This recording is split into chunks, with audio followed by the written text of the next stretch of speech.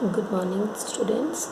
Now we all are facing such a situation. All of you know that our classes has been shut down, but still then we have attempted online class for you. Now for this, I am recording the first chapter in your book, that is nutrition in plants. Now, students, what do you mean by nutrients? You have read in standard 6. What do you mean by nutrients? What are the types of nutrients you have? Now first let me talk about the nutrients. Now you can see here nutrients are the certain substances which are present in the foods that help in the survival of the organisms. These special substances present in the food items, like you have already read about carbohydrates, fats, proteins, vitamins, minerals.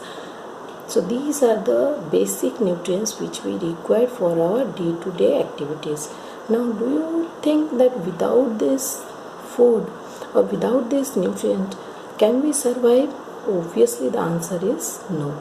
Now do you think that this food is available to all the plants in equal amount as well as in like plants? How do they get food? Animals, how do they get food? There is a confusion in your mind, isn't it? Now based on that, our first chapter deals with nutrition in plants. Now how this nutrition, these plants, how they take nutrition, our chapter will be dealing with that. Is it clear? So let us discuss about our topic. Now in this slide I will show you what are the requirements of photosynthesis. This photosynthesis, how the plants acquire the requirements. Like for example, how do the plants get carbon dioxide, how the plants get water and minerals, how the plants release glucose, or how they get sunlight, etc. So let us discuss. Like sunlight, you know, sun is the ultimate source of energy, so it always provides, the sunlight is provided by the sun only. Next, carbon dioxide, it is absorbed in the leaf surface, that is by the help of stomata, which we will be discussing in the later slides. Now chlorophyll, all of you know, that is the green pigments which is giving the green color to the leaves, that is known as chlorophyll. That also we will discuss in detail, don't worry for that. Now this particular chlorophyll is generally present in the leaves, because all of you have read that leaf is the keychain of the plant. Now this water and minerals, they are absorbed by the roots. Okay, now let us discuss. There are certain activities by which we can show that how we can prove how this sunlight, how the chlorophyll, how the carbon dioxide, they are being used for the process of photosynthesis. Let us discuss that in detail. Okay, now our first activity deals with sunlight is always required for photosynthesis. I have already pointed out in the very beginning of the topic that photosynthesis means it's requiring sunlight for the preparation of food. Now here what happened, how will you prove that, how this activity can be proved? Now let us, it's not a simple activity which is we cannot show it in right now, but still then we can understand it. For example, we will first take a healthy potted plant. Okay, so what are the materials required? Let me clearly list it out. First one, a healthy potted plant, some black paper strip, or you can use your aluminium foil, then iodine solution, as well as some alcohol, some beaker, test tube, some Bunsen burner, means by which we can just boil the water, as well as in chemistry lab when school will reopen we will show it to you. Now those particular things are required. Now first of all let us discuss how will you do that, how this activity, the first activity, what is the aim? That is sunlight is required for photosynthesis. Sunlight required for photosynthesis. So how will you prove that? First of all, take a healthy potted plant. So what my first step is, first I will take a healthy potted plant. This potted plant I will keep it in the dark condition where no light is available, where nothing, no light is available in that room for at least 24 to 48 hours. I will keep it. Even you can keep it depending on the size of the plant, we can keep it, but basically we keep it for 1 to 2 days. So we will keep that in dark condition. Now a question may arise in your mind, now ma'am, why we will keep that plant before starting the experiment? Why we will keep it in the dark room, isn't it? Let me explain you. Like every time the particular process of photosynthesis is going on, but our activity is to show how sunlight is required for photosynthesis.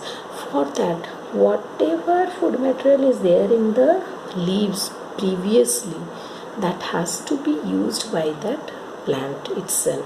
So if no more photosynthesis occur, it will take out the reserve food, yes or no? So that's why we have to keep it under dark condition for 1 to 2 days before starting our experiment. That is known as the de-starch method of the plants, or you can say de-starching of the plants. Now after this, what we have to, here you can see that is written de-starch. I'll show you. Here it is written. Observe. Now that is written de-starched plant. Okay. Now I will show you. This is known as de-starched plant.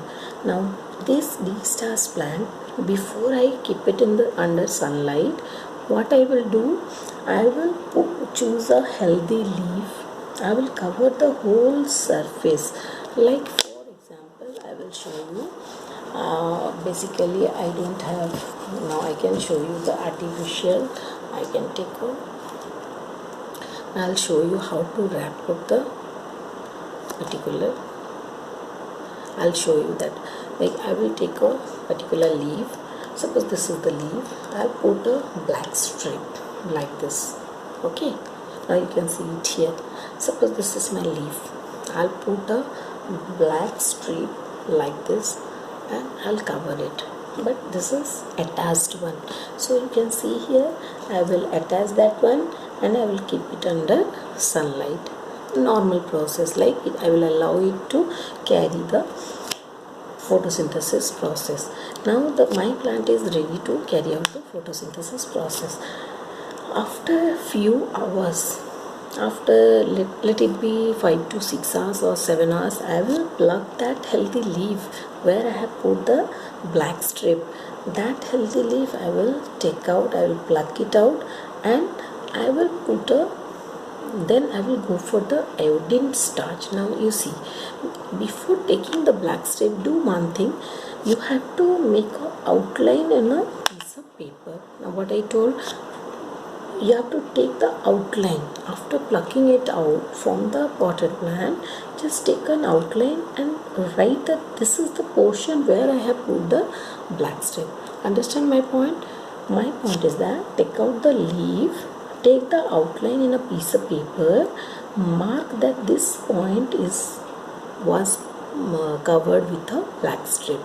Okay. Now let us see after this what we have to do.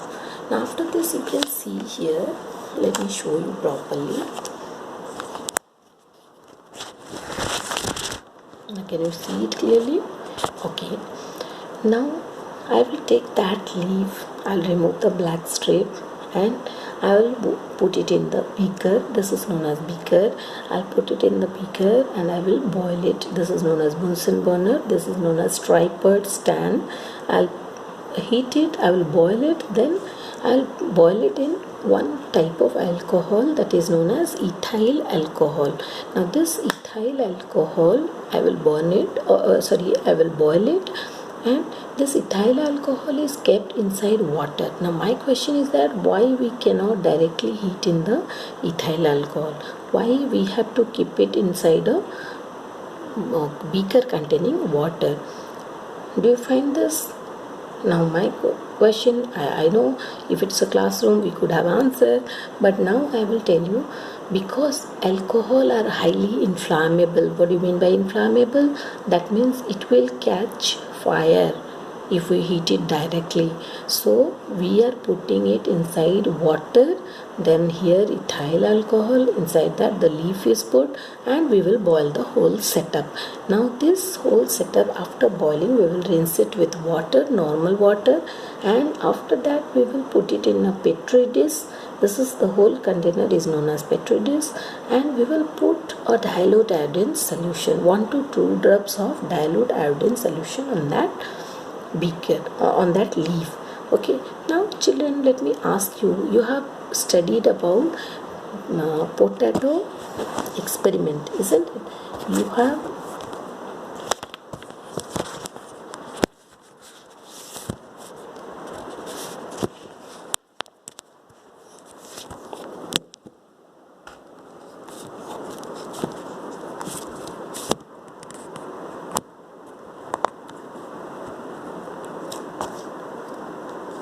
now you have read about potato experiment. Now this potato experiment you have read, when we add dilute iodine solution, what happens in that? It always turns blue black color, isn't it? So this blue black color, where from it comes? It will come in a reacting with the dilute iodine solution. The starch will react with the dilute iodine solution. Now here what happens, the portion where I have put black color strip, there will be no coloration, okay, but the portion which is open to sunlight, that was having blue black coloration. Now in this experiment, what do you understand, what do you conclude? Can you tell me? Okay, let me explain. We conclude that wherever photosynthesis takes place, already you know glucose was produced. Now this glucose immediately converts and stored in the leaf in the form of starch. Is it clear? Now beforehand I told glucose is the product of photosynthesis, means when carbon dioxide, water mixes or reacts, they produce glucose. That glucose is stored in the leaf surface by, or they will combine the glucose, whatever glucose will be produced, they will combine and they will deposit in the form of starch in the leaves. But when we boil and everything, we just find that this iodine solution is reacting with the starch, okay, present in the outer part, but this black strip covered portion is not giving any coloration. Okay, why that happens? Now let me answer. These two portions, now you can see the uncovered portions, there is photosynthesis because they can get light, but this portion which has been covered by black strip or aluminum foil, that is, this is not being able to that is not being able to produce the food by the process of photosynthesis because sunlight is not reaching. Now this proves our experiment. What was our activity first? Our activity to show that sunlight is required for photosynthesis. What we get last, that wherever sunlight is put or it gets sunlight, that is getting photosynthesis is occurring, but wherever there is no sunlight, there is no photosynthesis is occurring. So this gives or proves our activity that sunlight is not required sunlight is required for photosynthesis. Is it clear? Hopefully you understood, students. Next slide we will meet up again next time.